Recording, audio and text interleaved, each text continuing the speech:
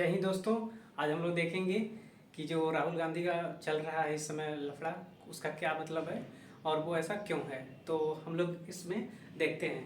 तो ये देखिए क्या है कि हमारा जो संविधान का हमारा आईपीसी मतलब इंडियन पेनल कोड जो बोलता है 499 और 500। 499 क्या कहता है, देखिए बोलता है कि मानहानि सार्वजनिक करने का मतलब है कि अगर कोई आदमी किसी ग्रुप को या समूह को कुछ गलत कह दे, है ना, या भाषाओं का प्रयोग गलत कर दे, पूरी कम्युनिटी को गलत साबित कर दे। साबित करने का मतलब मुंह से कुछ भी अकबक दे, ठीक है। तो ये स्टार्ट होता है मामला 2019 में, जब कैंपेन चल रहा था किसके लिए, पीएम की सीट के लिए, है ना, उस समय। तो राहुल गांधी ने गुजरात में ये ऐसा बोल दिया कि मोदी कम्युनिटी के जितने भी लोग हैं सबके सब चोर हैं, नीरव मोदी, नरेंद्र मोदी और भी मोदी, ठीक है, सबको मिला के एक ही साथ लगा दिया। जब ये तुम ऐसा कह दो कि पूरी कम्युनिटी को, तो उस पर जिस आदमी पे बोले हो उसका हर चीज़ डैमेज होगा। जैसे बिजनेस है ना, बिजनेस है, उसके बाद समाज में एक उसका इज्जत है, तो सब कुछ हैम्पर होगा। कहने का मतलब लोग उसको गलत नजरिए से देखेंगे। तो उसके लिए उसने क्या किया कि केस कर दिया उसके ऊपर। एक बेसिकली एक को वो थे एडवोकेट थे, तो उन्होंने केस कर दिया राहुल गांधी भी कि पूरी कम्युनिटी को आप गलत नहीं कह सकते। किसी पर्सन को कहिए चलेगा, किसी आदमी को कहिए चलेगा, लेकिन पूरी कम्युनिटी को ही अगर आप कह देंगे, पूरे ग्रुप को ही, समाज को ही कह देंगे तो नहीं चल पाएगा, है ना। पर्टिकुलर वो भी किसी ऐसे स्टेट में जहाँ पे खुद ही गवर्नमेंट है, मोदी गवर्नमेंट, है ना।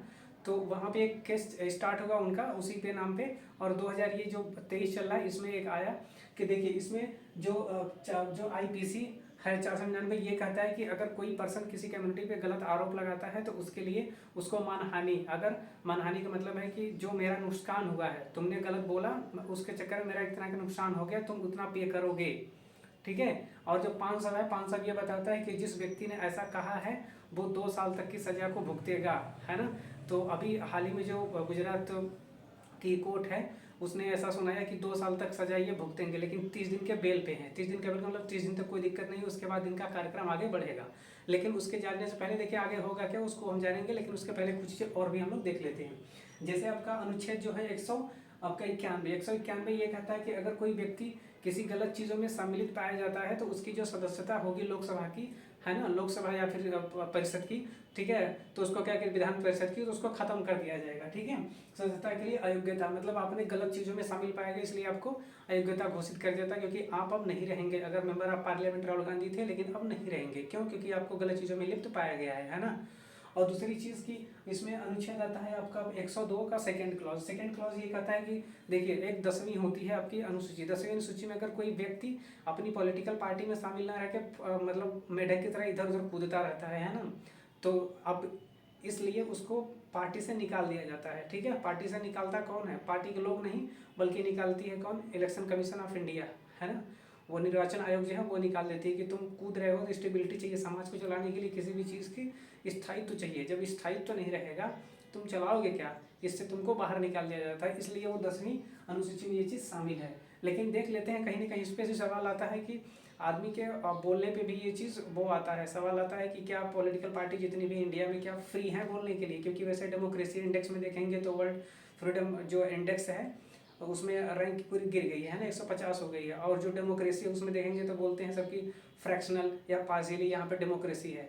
तो कहीं ना कहीं ये भी क्वेश्चन उठाता है। लेकिन बाहरी भी दबाव इस पे है। बाहरी दबाव कैसे है, क्योंकि जितने भी देखिए इसको ऑटोक्रेसी टाइप का, मतलब एक इंसान जो कहे वही सत्य है ना, ऑटोक्रेसी टाइप की। क्योंकि मोदी सरकार ने जिसने जो कहा वो सत्य है, इसको बोलते हैं ऑटोक्रेसी। ऐसा नहीं किसी मोदी गवर्नमेंट को, कहने का मतलब ये है कि अगर पार्टी में जो भी आदमी है, अगर हेड पोस्ट पे है, जो भी अपनी बात कह रहा है सब लोग मान रहे हैं, पूरी जनता भी मान रही है, भले जनता ना माने, जबरदस्ती मनवा रहे हैं, उसको बोलते हैं ऑटोक्रेसी, है ना, अपनी ही चलेगी, डिक्टेटर टाइप की चीज़ें, उसी को बोलते हैं ऑटोक्रेसी। तो ये भी सवाल उठाता है कि जो केंद्र का चुनाव है ना, स्टेट में तो चलिए ठीक है, लेकिन जो केंद्र का चुनाव है उसमें कितनी ऐसी पार्टी हैं जो कि पीएम सीट के लिए चैलेंज कर सकती हैं। तो उसमें सबसे बड़ी पार्टी का नाम आता था आपका आईएनसी का, इंडियन नेशनल कांग्रेस। देख लेते हैं हम लोग इसके पहले कि नेशनल पार्टी कितनी है। देखिए इंडिया में जो नेशनल पार्टी है वो कितनी है, वो टोटल 8 है ना, टोटल 8 है। कौन कौन सी, देखिए पहला है ऑल इंडिया तृणमूल कांग्रेस है, बहुजन समाज पार्टी है, बीजेपी जिसको बोलते हैं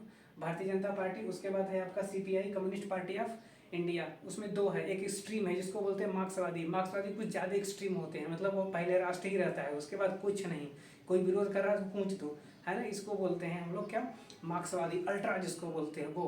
क्योंकि सीपीआई जो दो है ना, एक नॉर्मल वाला एक मार्क्सवादी वाला, मतलब एक एक्सट्रीम एक नॉर्मल वाला, जिसको बोलते हैं कम्युनिस्ट पार्टी ऑफ इंडिया। उसके बाद आता है आपका आईएनसी, मतलब इंडियन नेशनल कांग्रेस, सबसे पुरानी पार्टी आईएनसी ही है। उसके बाद आता है नेशनलिस्ट कांग्रेस पार्टी, है ना, और उसके बाद आता है एनपीपी, मतलब नेशनल पीपल्स पार्टी।